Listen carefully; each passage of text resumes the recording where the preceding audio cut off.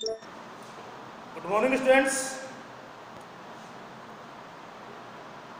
BST में chapter 10 वैधानिक प्रावधान हम देख रहे हैं। आज देखते हैं उद्देश्य और प्रतिफल के संबंध में वैधानिक प्रावधान। वैध अनुबंध का उद्देश्य और प्रतिफल दोनों वैध होने चाहिए। अगर लीगली कोई कॉन्ट्रैक्ट करना है तो उसका प्रतिफल और उसका उद्देश्य दोनों वैध होने चाहिए। यदि एक भी विधि विरुद्ध है, यानी एक भी अगर अवैध है, तो ठहराव व्यर्थ हो जाता है। कौन कौन सी दशाओं में देखिए ठहराव व्यर्थ हो जाता है। नंबर 1, जब ठहराव राजनियम द्वारा वर्जित हो। ऐसा कोई एग्रीमेंट किया जाए, ऐसा कोई ठहराव किया जाए जो इन्फोर्सेबल बाय लॉ, राजनियम द्वारा वर्जित हो, ऐसा ठहराव अवैध ठहराव कहलाता है। सेकंड देखिए, जब ठहराव कपटपूर्ण हो। कपट का अर्थ मैंने आपको बताया था, जानबूझकर असत्य बात को सत्य बताना, मिथ्या वर्णन करना, ताकि दूसरी पार्टी के साथ में अनुबंध किया जा सके। तो अगर ठहराव यानी एग्रीमेंट अगर कपटपूर्ण है तो ऐसी स्थिति में वो अवैध हो जाता है, गैर कानूनी हो जाता है। नेक्स्ट देखिए, जब कोई ठहराव दूसरे व्यक्ति या संपत्ति को नुकसान पहुंचाने वाला हो। जब कोई ठहराव, जब कोई एग्रीमेंट ऐसा हो जो दूसरे व्यक्ति के शरीर को हानि पहुंचाने या दूसरे व्यक्ति की संपत्ति को हानि पहुंचाने वाला हो, तो ऐसा एग्रीमेंट भी गैर कानूनी होता है। जब ठहराव अनैतिक हो, अनैतिक नीति के खिलाफ हो, तो ऐसा ठहराव भी गैर कानूनी होता है। जब कोई ठहराव लोकनीति के विरुद्ध हो। लोकनीति, जनता, जब कोई ऐसा एग्रीमेंट हो जो जनता के विरुद्ध हो, लोकनीति के विरुद्ध हो, सरकार ने जो नियम जनता के हित के लिए बनाए गए हैं उनके विरुद्ध हो, ऐसा ठहराव भी गैर कानूनी ठहराव होता है। अब देखिए अगला पॉइंट, व्यर्थ ठहराव संबंधी वैधानिक नियम। इंपॉर्टेंट है ये।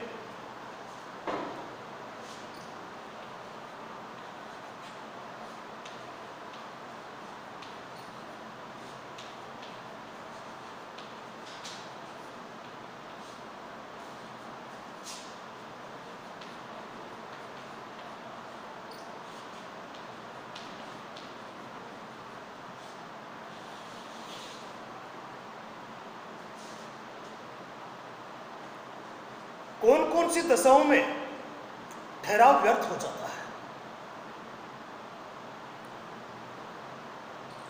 व्यर्थ ठहराव किसे कहते हैं? ऐसा ठहराव जो राजनियम द्वारा प्रवर्तनीय ना हो, ऐसा ठहराव व्यर्थ ठहराव कहलाता है। ये आपको ध्यान में होना चाहिए परिभाषा इसकी। ऐसा ठहराव पक्षकारों के मध्य किसी प्रकार का वैधानिक दायित्व उत्पन्न नहीं करता है। इस ठहराव में एक पक्षकार दूसरे पक्षकार को वचन का पालन करने के लिए बाध्य नहीं कर सकता है।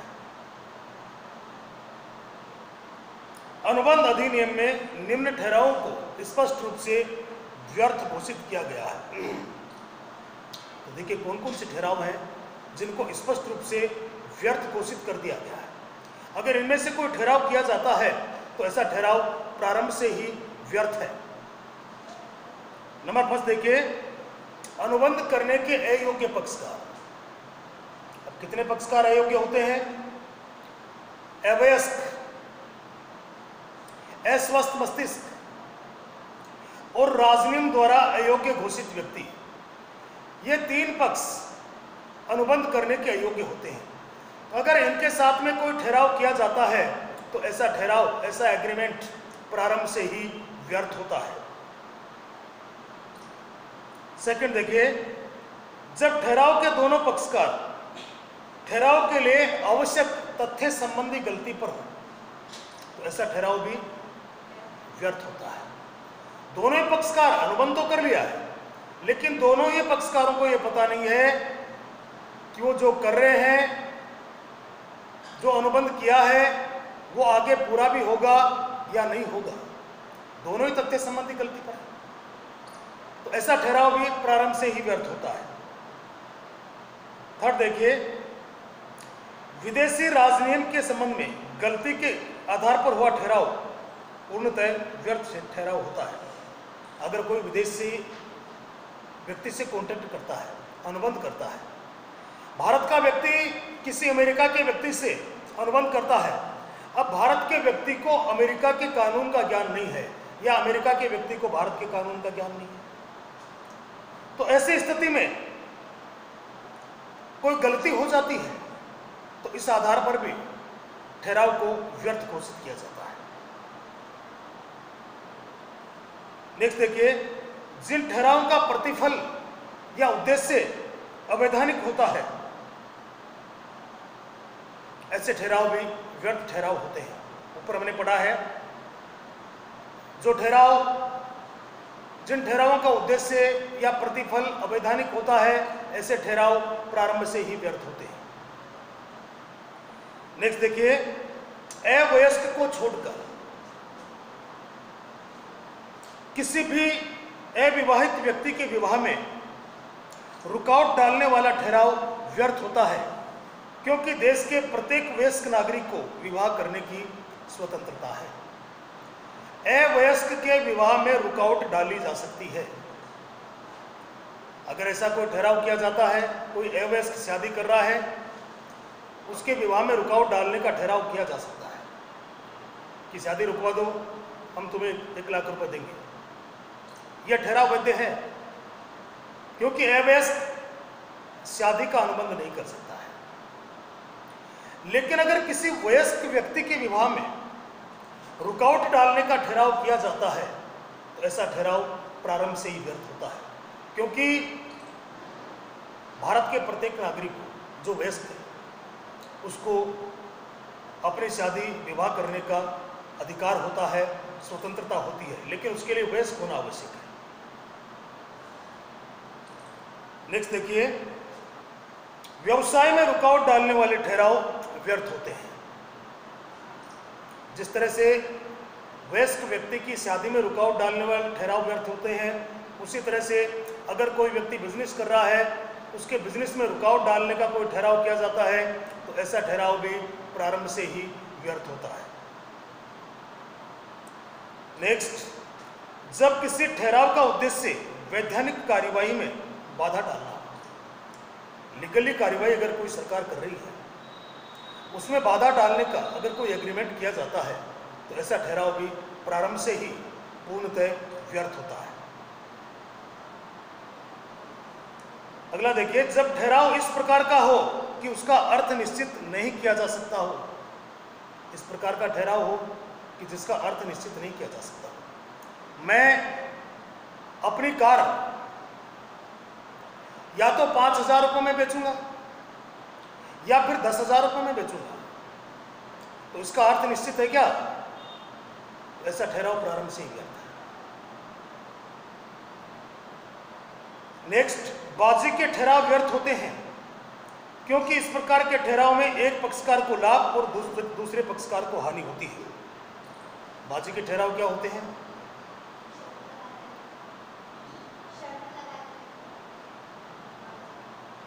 सट्टा। आज बारिश होगी या नहीं होगी, कौन सी टीम जीतेगी या कौन सी हारेगी, किस बॉल पे चौका और किस बॉल पे छक्का लगेगा, इस तरह के जो ठहराव किए जाते हैं, एग्रीमेंट किए जाते हैं, इनको बाजी का ठहराव कहते हैं। और ये ऐसे ठहराव प्रारंभ से ही व्यर्थ होते हैं, क्योंकि ये जनहित में नहीं है। जनहित में क्यों नहीं है?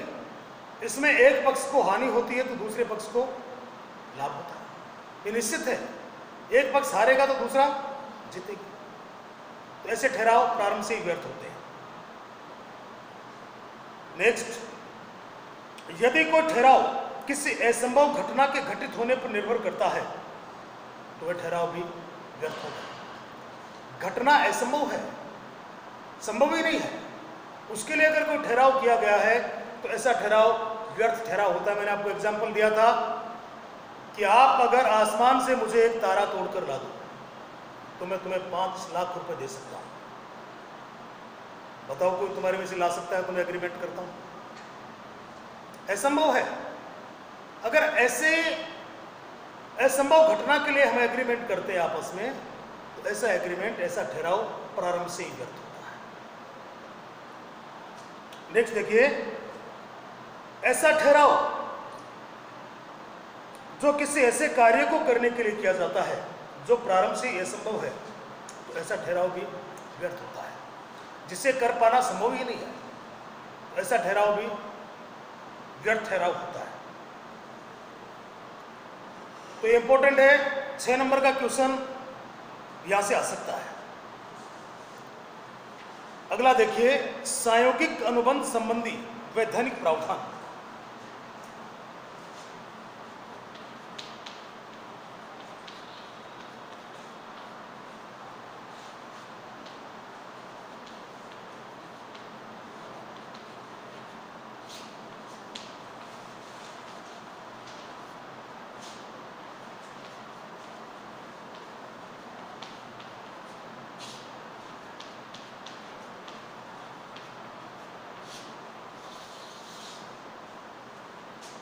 संयोगिक,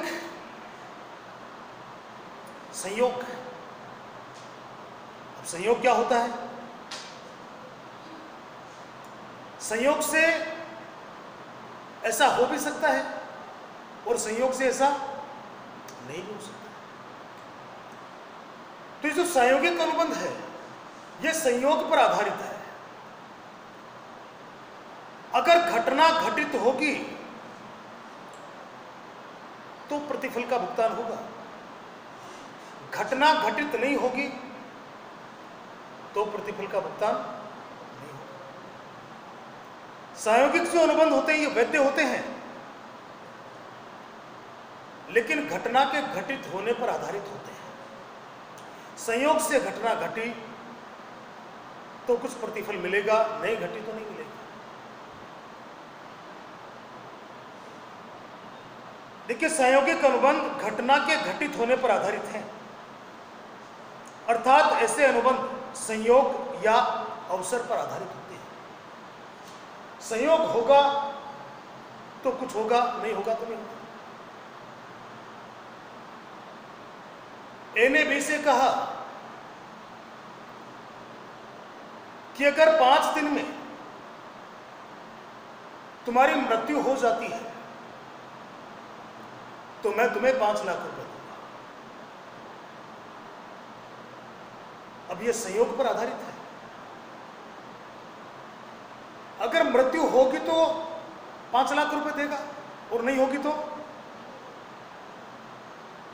अब यह किसको पता है कि मृत्यु कब होगी? 5 दिन बाद होगी या नहीं होगी, 1 दिन बाद होगी, 1 घंटे बाद होगी, किसी को पता नहीं। तो ऐसे जो अनुबंध होते हैं वो घटना के घटित होने पर आधारित होते हैं। देखिए क्या प्रावधान इसके लिए बनाए गए हैं। नंबर 1, ये अनुबंध विशिष्ट और अनिश्चित घटना के घटित होने अथवा ना होने पर निर्भर करते हैं। घटना अनिश्चित है, होगी या नहीं होगी किसी को पता नहीं। राम ने श्याम से कहा कि तुम्हारा मकान अगर गिर जाता है तो मैं तुम्हें 10 लाख रुपए दे दूंगा। अब मकान कब गिरेगा, गिरेगा या नहीं गिरेगा किसी को पता नहीं। तो घटना अगर घटित होगी, घटना घटित होगी तो प्रतिफल मिलेगा, अन्यथा नहीं मिलेगा। सेकंड देखिए, यह घटना अनुबंध के वचन या प्रतिफल का भाग नहीं होती है। जिस घटना के बारे में जिक्र किया गया है वो अनुबंध का वचन या प्रतिफल का भाग नहीं होती है। होगी घटना तो प्रतिफल मिलेगा, नहीं होगी तो नहीं मिलेगा। नेक्स्ट देखिए, संयोगिक अनुबंध में एक सामान्य अनुबंध के सभी लक्षण विद्यमान होने चाहिए। भले ही संयोगिक अनुबंध है, घटना के घटित होने पर आधारित है, लेकिन एक सामान्य अनुबंध में जितने भी लक्षण होते हैं, आपने 9th चैप्टर में पढ़ा है अनुबंध में कौन कौन से लक्षण होने चाहिए, विशेषताएं कौन कौन सी होती हैं। बहुत सारी विशेषताएं संयोगिक अनुबंध में भी होनी चाहिए। हानि रक्षा, गारंटी तथा बीमा के अनुबंध संयोगिक अनुबंध की श्रेणी में आते हैं। हानि रक्षा का क्या मतलब है? हानि होगी तो रक्षा होगी, अन्यथा नहीं होगी। आपको मैंने एग्जांपल दिया था कि राम और श्याम के मकान की दीवार एक ही है, बीच की दीवार। राम अपने मकान का काम चलाना चाह रहा है, उसके लिए उस दीवार को तोड़ना पड़ेगा। राम ने श्याम को कहा कि मेरे द्वारा दीवार तोड़ने से अगर तुम्हारे को कोई नुकसान होता है तो मैं इतने लाख रुपए की क्षतिपूर्ति करूंगा। अब कब देगा? जब हानि होगी। तो हानि रक्षा का अनुबंध गारंटी का अनुबंध। गारंटी क्या होती है? एक पक्ष दूसरे पक्ष को किसी तीसरे पक्ष द्वारा वचन का पालन नहीं करने पर खुद वचन का पालन करने का वादा करता है, उसको क्या कहते हैं जो गारंटी देता है? गारंटर। अब वो गारंटर अपने वचन का पालन कब पूरा करेगा? जब तीसरा पक्ष जो लोन लिया है उसका भुगतान नहीं करेगा। तो घटना अगर ऐसी होगी कि वो भुगतान नहीं करेगा तो गारंटर अपने वचन का पालन करेगा, अन्यथा नहीं करेगा। बीमा के अनुबंध, इंश्योरेंस, घटना के घटित होने पर आधारित है। गाड़ी का इंश्योरेंस करवाया, एक्सीडेंट होगी, चोरी होगी तो कुछ मिलेगा, नहीं होगी कुछ नहीं मिलेगा। तो हानि रक्षा, गारंटी और बीमा के अनुबंध सहयोगिक अनुबंध की श्रेणी में आते हैं। बाजी के ठहराव भी सहयोगिक अनुबंध होते हैं। बाजी के ठहराव कौन से? आज बारिश होगी या नहीं होगी। अब या तो होगी या फिर तो घटना घटित होगी तो प्रतिफल मिलेगा, नहीं तो नहीं मिलेगा। तो बाजी के ठहराव भी सहयोगिक अनुबंध की श्रेणी में आते हैं, लेकिन इन्हें जनहित की दृष्टि से अधिनियम में स्पष्ट रूप से व्यर्थ घोषित किया गया है, क्योंकि ये जनहित में नहीं है, जनहित के विरुद्ध होते हैं, इसलिए इनको स्पष्ट रूप से अधिनियम में व्यर्थ घोषित कर दिया गया है। तो आज इतना ही, बाकी कल की क्लास में बात करेंगे। Okay, thanks.